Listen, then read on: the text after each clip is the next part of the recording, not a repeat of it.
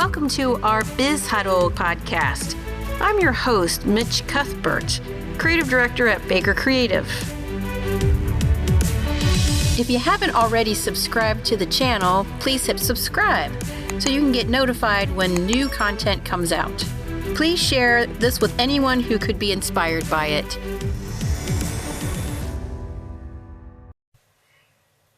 Colleen Marshall is the anchor of 3 NBC4 evening newscasts and the host of weekly political programs, NBC4 The Spectrum.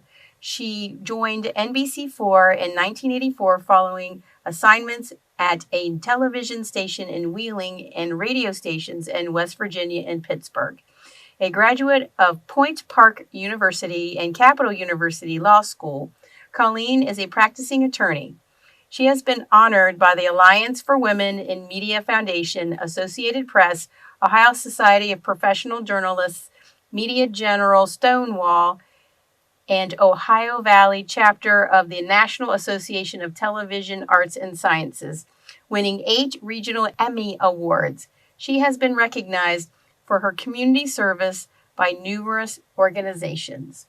Welcome, Colleen. I really appreciate you coming to our podcast, and I think a lot of women and working professionals are going to get a lot out of this interview. Thank you so much for your time. Oh, thank you for having me. I appreciate it.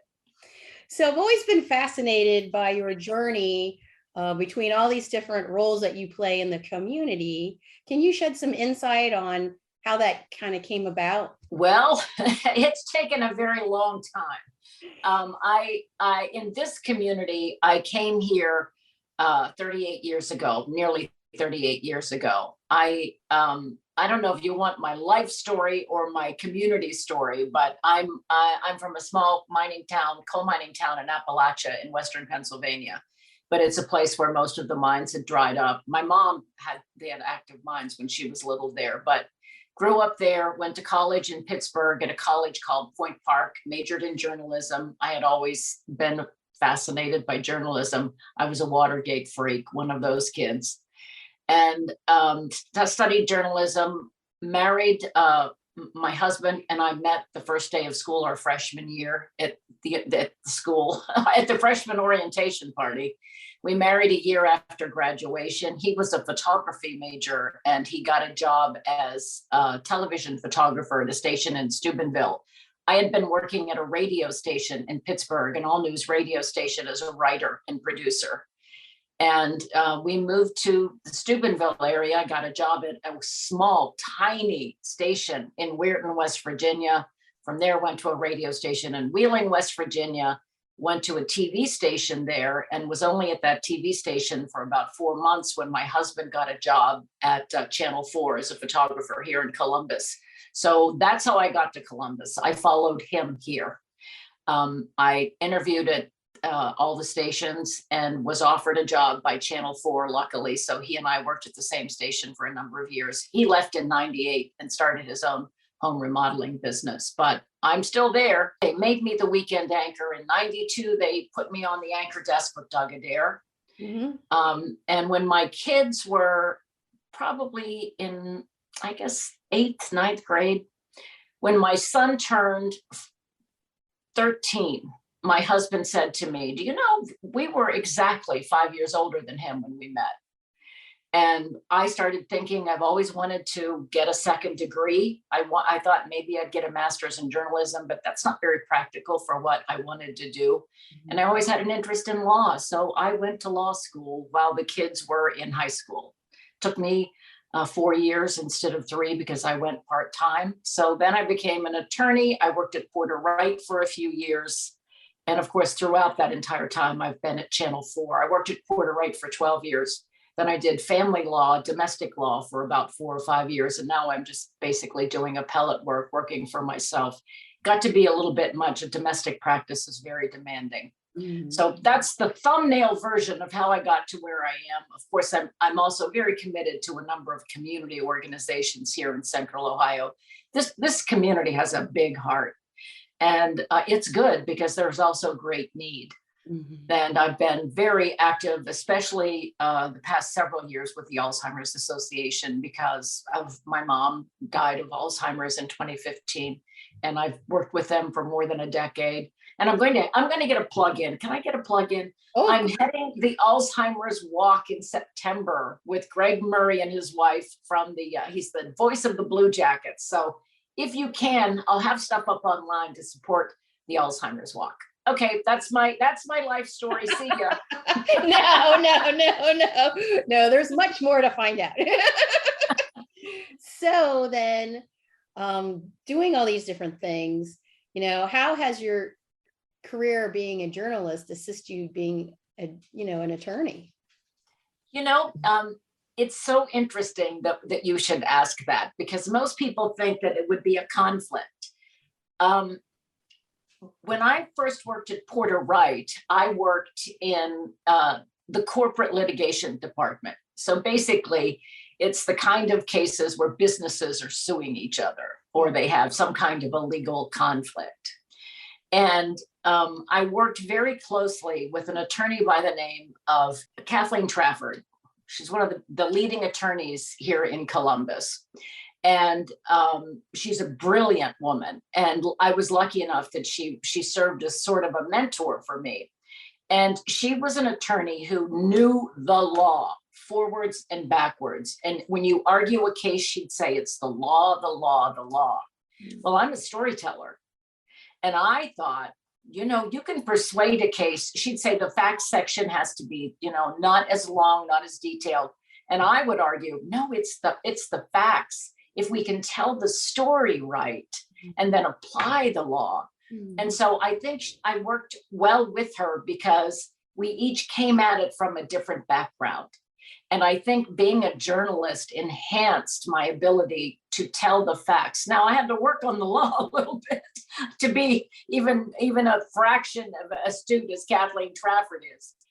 But I think that being a storyteller, I think that when you go to court, when you were before a judge, you are there to tell your client's story in a way that is persuasive and accurate and factual, but their side of the story. And so I think being a journalist helped me with that. And I think the law, it makes you think differently. It makes you look at all sides of an issue, because you don't know which side of that issue your client is going to end up being on. And you also have to be ready to argue against whatever case they are presenting. You have to know all sides. And being in a newsroom, when you tell a story, you really need to know all sides. You need to hear from everybody involved in that story and be fair and accurate and balanced in the way you present it, almost as if the way you would want a judge to be. You want the judge to look at everybody without a bias, to come in asking the tough questions and wanting the accurate presentation of the facts, but being fair and balanced. So I think in a lot of ways, these two careers really enhance each other. I love that. I mean, I have an in-house research lab and we do the same balance thing, because otherwise you don't know if you're approaching it correctly. Right. And I think anyone who would want to hire a lawyer or trust someone in the media, that's super important. Yeah. Because people, that's where you get your credibility from. And I'm sure that's why you've been so successful on both parts. But I'll be honest, sometimes you go in and you believe one side more. Yeah. It's hard to guard against having a bias. I can think of a case that I've worked on extensively over the past few years that I've won awards for, which is the Strauss sex abuse victims at Ohio State.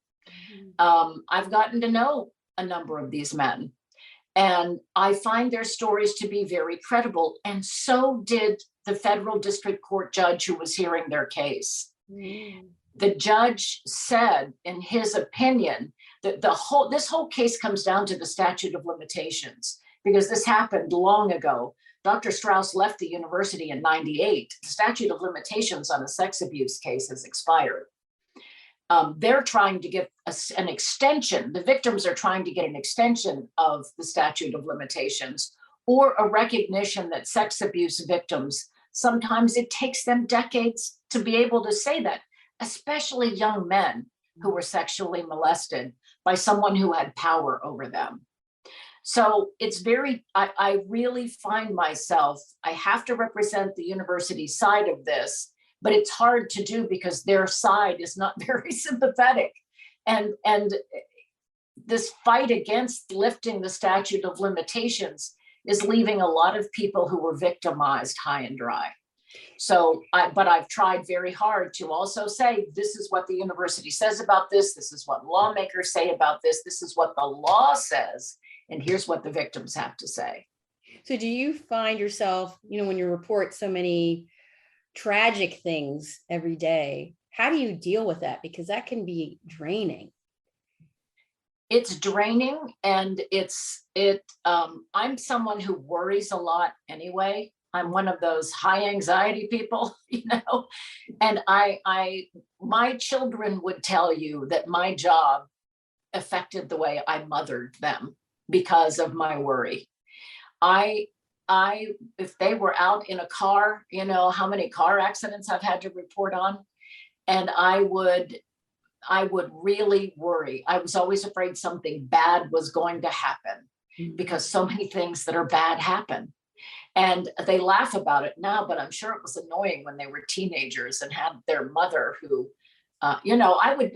we'd be sitting live on the desk and we'd go to a traffic reporter telling us about some accident. If it was on this side of town, I live in the Hilliard area, I would be trying to see, is that one of my kids' cars? Is that my child? You can't get away from life and the harsh reality that you're reporting every day.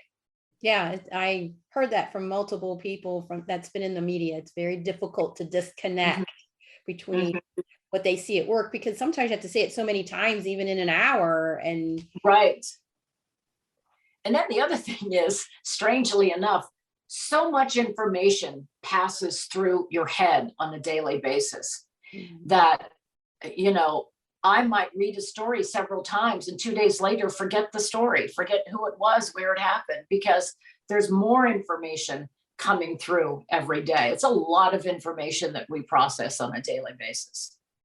So then how did you translate that into the Spectrum program? How did that come about? Well, there a former producer who became the executive producer and then the assistant news director. His name is Chris Booker. He now works for The Ohio State University. But back then, this is how long ago we started it. It was when John Kasich and Ted Strickland were running against each other. He and I had just a great interest in politics. And it's funny, in a newsroom, you either love politics or you're like, oh, I don't want to cover politics. I've always loved politics. I mean, seriously, going back, I wasn't making a joke about that. In high school, I was so fascinated with Watergate. That entire process of these two reporters from the Washington Post who toppled an administration. I loved watching the hearings on TV. I one time had my mother, I said, I've got to stay home, Mom. There's an important day of testimony. And I never missed school. She said, you're going to stay home for the hearing? And I said, I need to see this testimony, like I was part of it. And so my mother would never lie. And so she wrote a note the next day that, please excuse Colleen for being absent. There was an important day of testimony in the Watergate. And I had to carry that note to school because she said, I'm not going to lie for you. And I had to carry that and hand it to the office. And this woman I remember her looking at me like, what kind of she was like, oh, okay. But anyway, now I forget what I was getting to. Oh, the Spectrum. So I've just always loved politics. Well, Chris Booker was the same way. And he and I, as it turns out, were kind of different political backgrounds. And we had different perspectives on things. And we would argue sometimes about politics. And sometimes we would, we just had these conversations all the time. And I said, we should be doing a political show. And he really liked the idea too. And so we pitched it. And the general manager we had at the time, he was actually just an interim general manager, but luckily he also really liked politics. And so we started this show, and we started it I followed John Kasich around on the campaign trail for a couple of days. Then I followed Ted Strickland around, and then we put together what I think was really a good program with these two. And they didn't know where to run it. We also didn't have a name for it. I wanted to call it, are you ready for this? I thought it would be funny to call it Strange Bedfellows. And nobody would let me do it. Hey, that it sounds like a porn site. Hey, well, you know. So then we kicked around some names, and finally I said, I like the name The Spectrum, because we want to do all sides of the political spectrum. So that's how it started. So when we first started the show, I don't know how many years ago, it was like, what was that, 20 years ago, nearly? But when we started it, we they had a time slot early in the morning for it. At that time, I think it was Chris Matthews had a show, and we bumped his show to an hour or half hour earlier and went in. And at first the sales department was so mad at us because they didn't want, they were like, oh, we get money from that Chris Matthews show. Well, then so many people started watching it like at 8 a.m.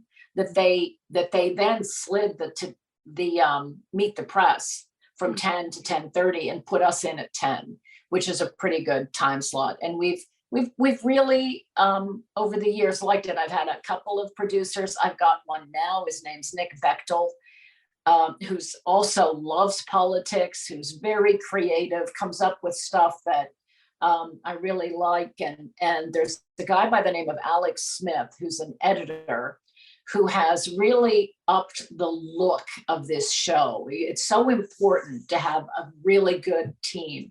I think anyway, he edits, he finds things, and he's graphics flying in, and just makes it a more interesting show. So that's how it started. And where we are now is still each week trying to give both sides. Sometimes we do things a little different.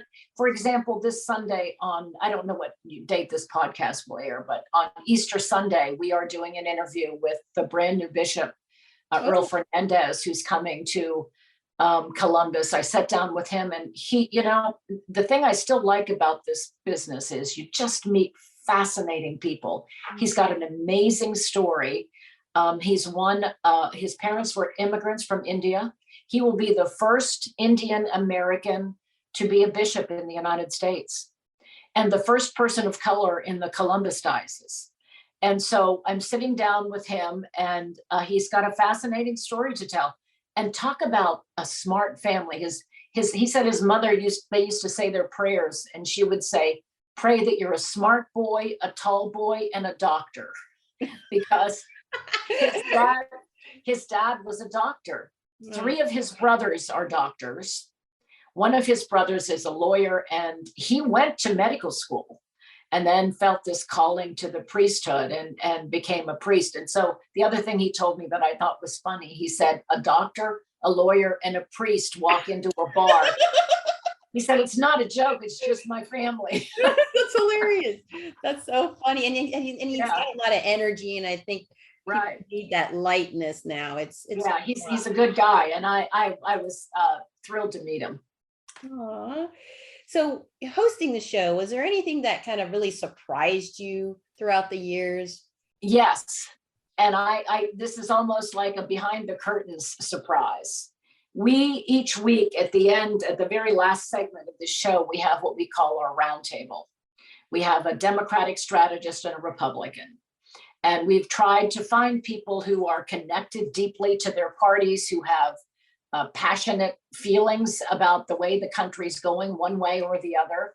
And we sit at this table, and I will ask the same question of both sides, try to get their perspective, question them on the veracity of what they're saying, because sometimes they just say things that aren't true, and you can't believe what people are willing to go in front of a camera and say. So I always feel like I better know before I ask this question, I better have an idea of what the answer should be. But they will argue and call, not call each other names, but basically, argue that you don't know what you're talking about. And sometimes it gets a little heated. As soon as we shut the camera off, hey, what are you doing this weekend? And they're very friendly with each other. Oh. And very, you know, they have long, so we used to say we should keep rolling the camera and call it Spectrum After Dark. And let people hear, because that's when the conversations get very raw. And I will use as an example, just because it's the easiest example, Donald Trump has been very divisive. Mhm. And there will be some members of the GOP who will on camera defend him and off camera not. And so that's when you see that you have, sometimes these guys, I believe, feel like they have to toe the party line, because they have clients, a lot of them are like strategists and campaign managers, and they do that for a living, and they don't want to be on the record going against the party line. But you realize they don't always, and not just Republicans, Democrats the same way. Some of them trying to defend Joe Biden's economic policies off camera will say we're in trouble. Mhm. So it goes both ways. And I think that's the thing that I have found to be surprising. What about the role of how women are being perceived in politics? What's your take on that? You know, right now, as an example, in the Republican race here in the state, there's only one woman in the race. And let me tell you what happened. And it actually became a question in the middle of the GOP debate that I moderated a month or so ago. I had done an interview with Mike Gibbons, Mhm. and I was asking him, you know, about various things, the people he was facing in the race. And Jane Timkins is the only woman. She headed the Republican Party here in Ohio. She's an attorney. She is married to a very wealthy person, but she has, you know, a career in her own right.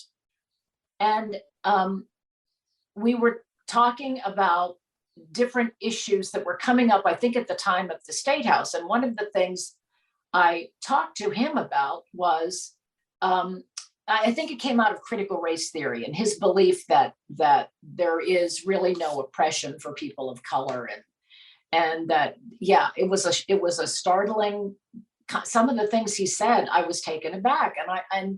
And he said something along the lines that minorities and women, there's really not this level of oppression. And so I said, so you're telling me women have never been oppressed?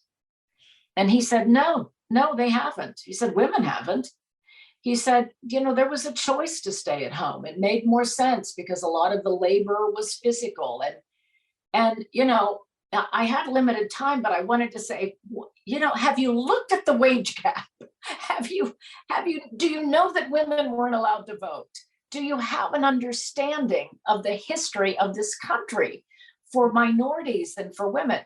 So, and then along those lines, Jane Timken came up as the only woman in the race. And he said, you know, that's not her money. That's her husband's money. She's never worked.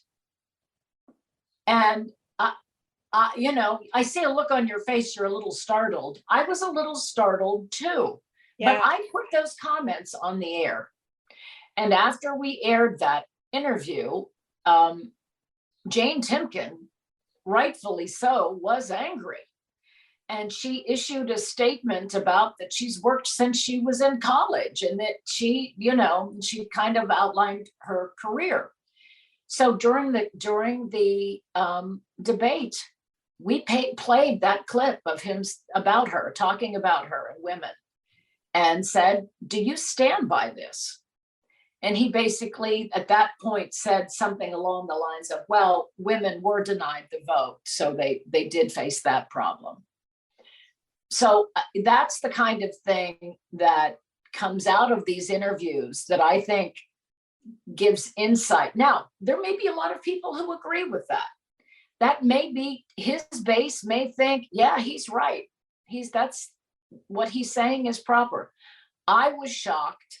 And I think a lot of women were put off by that. Well, yeah, it just tells you don't really understand the audience. I mean, Right. Women do vote now, so they actually get a say. Not only that, more than 50% of the voters of the state of Ohio are female. Exactly. So Yeah. why would you alienate such a big base Right. who could be a Right. supporter now that you don't understand, clearly doesn't understand the dynamic? I mean, I'm a Hispanic woman owned firm. Really? Yeah. No. Yeah. Yeah, so you've got a double reason to be concerned. Yes, I do. I'm just like, oh, dude, no. That's definitely a surprising thing. Yeah. Yeah. So then, how do you see the political landscape shifting? Because it seems like it's always something new, like every 5 minutes.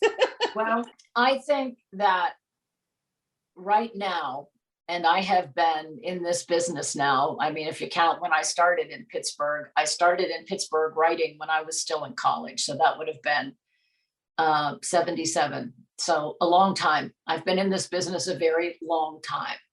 I have never seen in my time as a journalist the division that we have now. And I think it's a multi-layered problem in that people almost act as if you're on two rival teams and there's no one's meeting in the middle of the playing field. And you've got, especially when you have a contentious primary, and as an example, again, I'll use the Republican primary, somewhat to the Democratic primary too, because there's a split in Morgan Harper is much more the progressive wing of the Democratic Party, Tim Ryan more the old school wing of the party. So what happens is everybody starts in a primary season running to their base.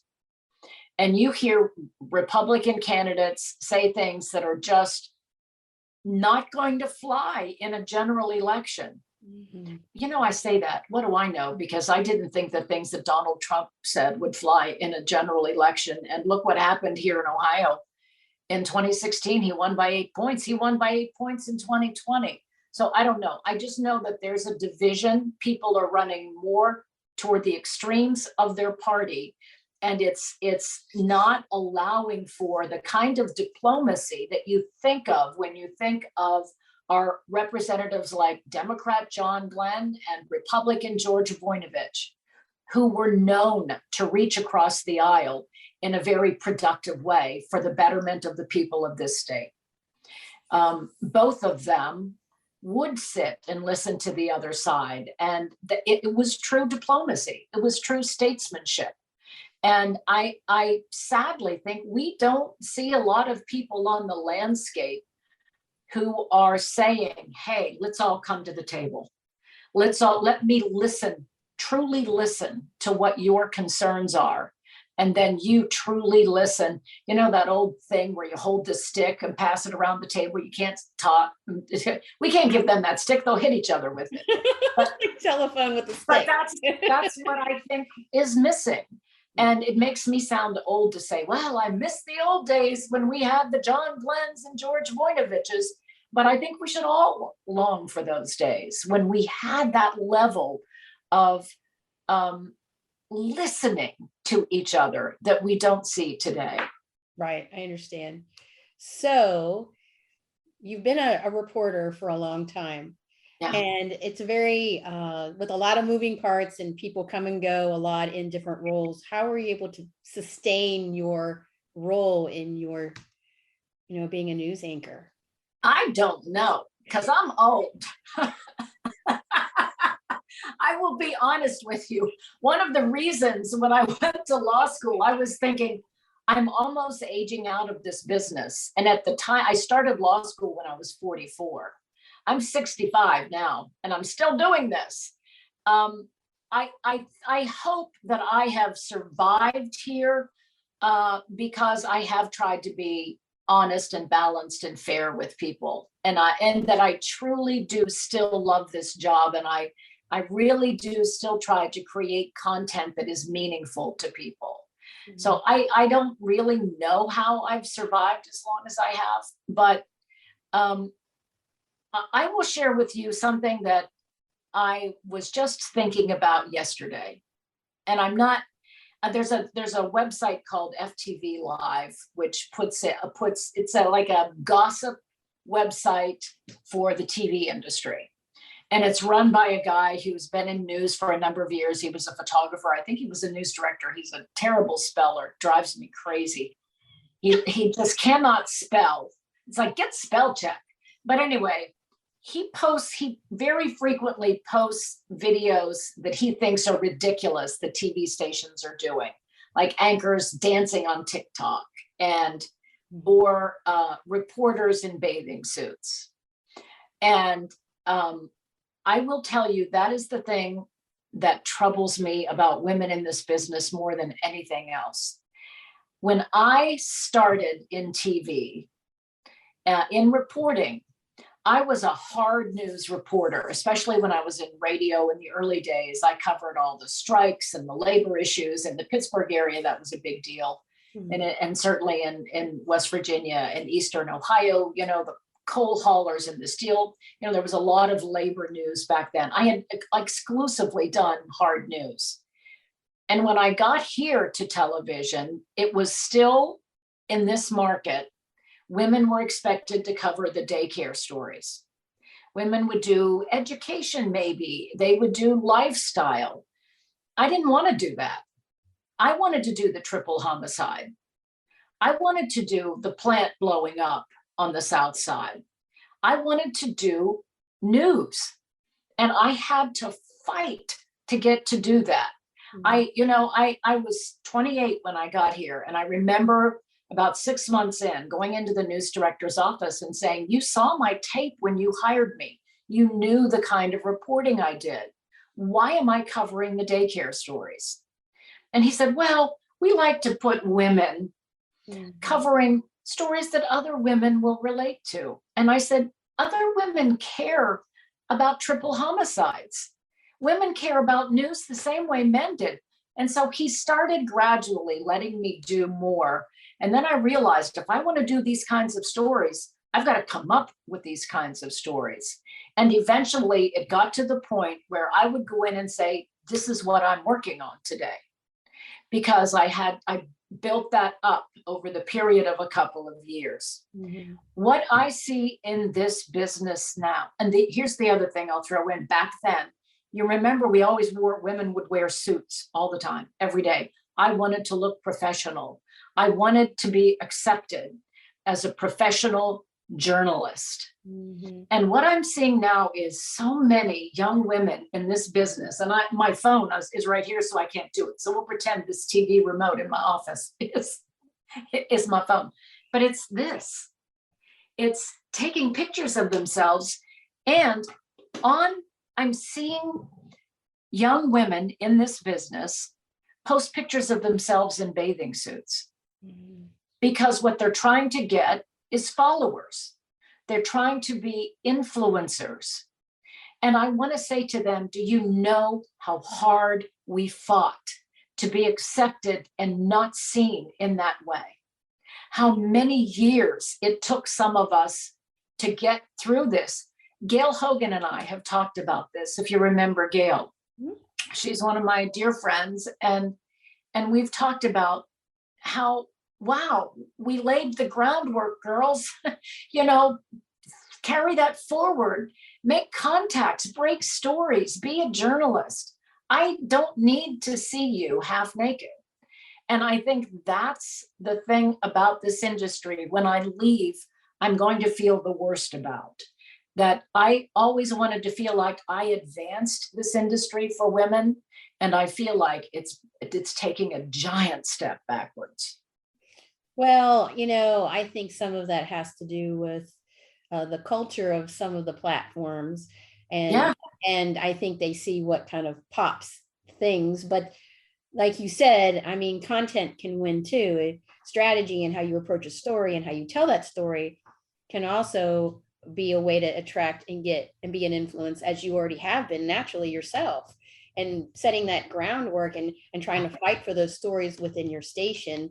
I can't imagine didn't lay the groundwork for some other reporters that still work there. And I'm not casting that on all of the young reporters. We have some great young reporters. Jamie Ostroff, our investigative reporter, is really good.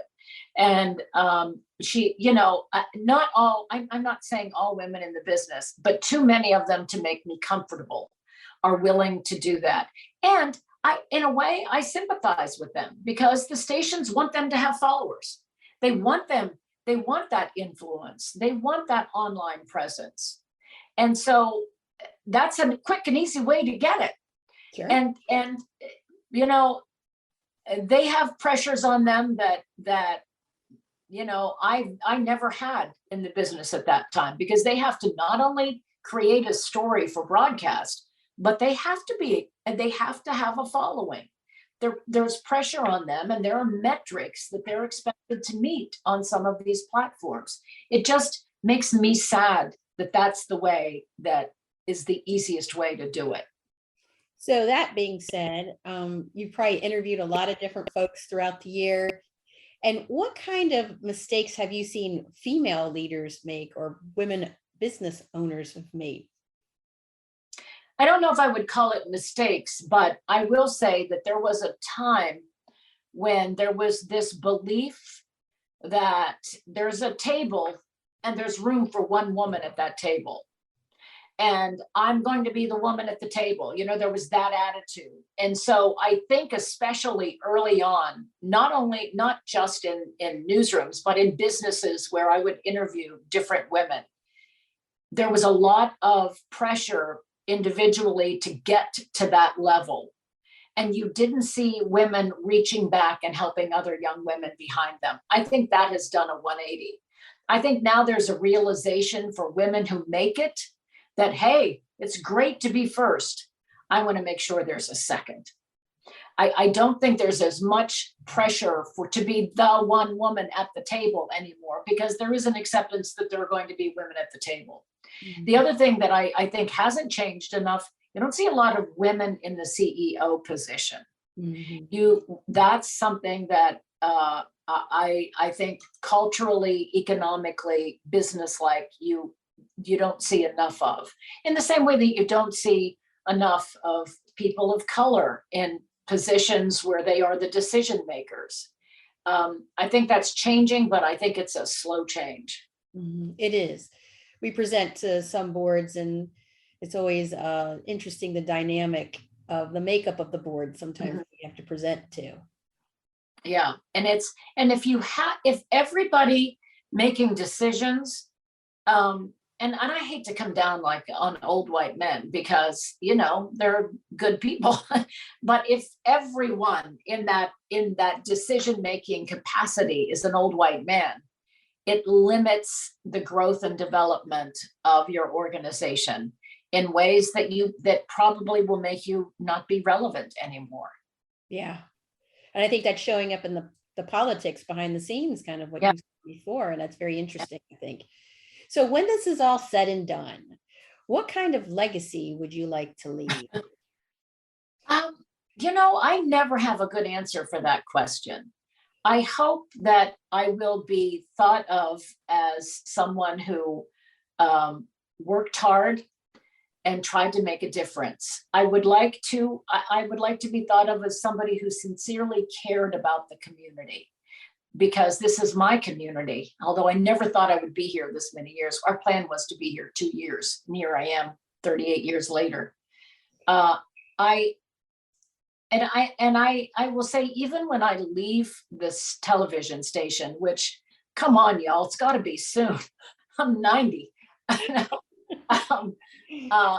I'm not sure I'll be ready to be finished. I actually sit around sometimes and think about, well, now what do I want to do next? And it's like my friends say, what are you talking about next? Aren't you ready to just stop? And I'm not. So I can't answer the legacy question because I don't feel like I'm done yet. And even as a lawyer too? Well, you know, as a lawyer, I think I'd like to teach a media law class somewhere. I think that would be a fun thing to do. I've really slowed down my practice quite a bit.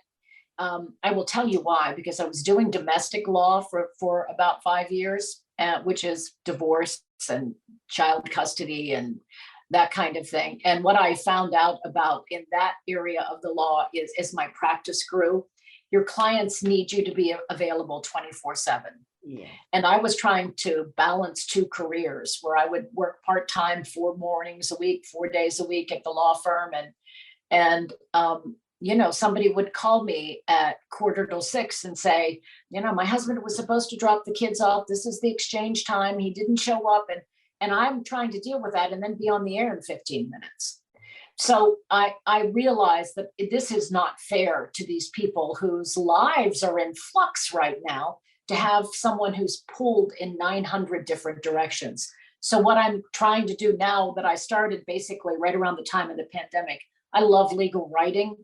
And so writing appellate briefs or writing briefs for other attorneys is what I'm limiting myself to. Now, I did a pro bono case for someone, a friend of the family, who was in a custody battle. So I will do it if it comes up. Handled a divorce for a friend, that kind of thing. But I'm really limiting my practice right now. Well, I appreciate you sharing your insight. I think a lot of people will get some wonderful, just learn a lot from this interview. And thank you so much for your time. Thank you for having me. It was fun.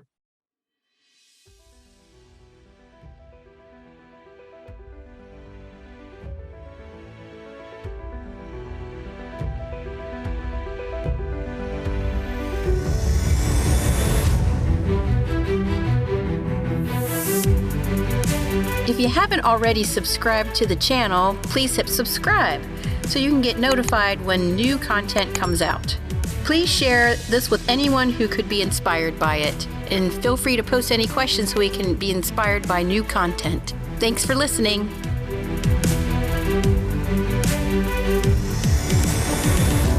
If you're interested in learning more, visit our website at bakercreative.co.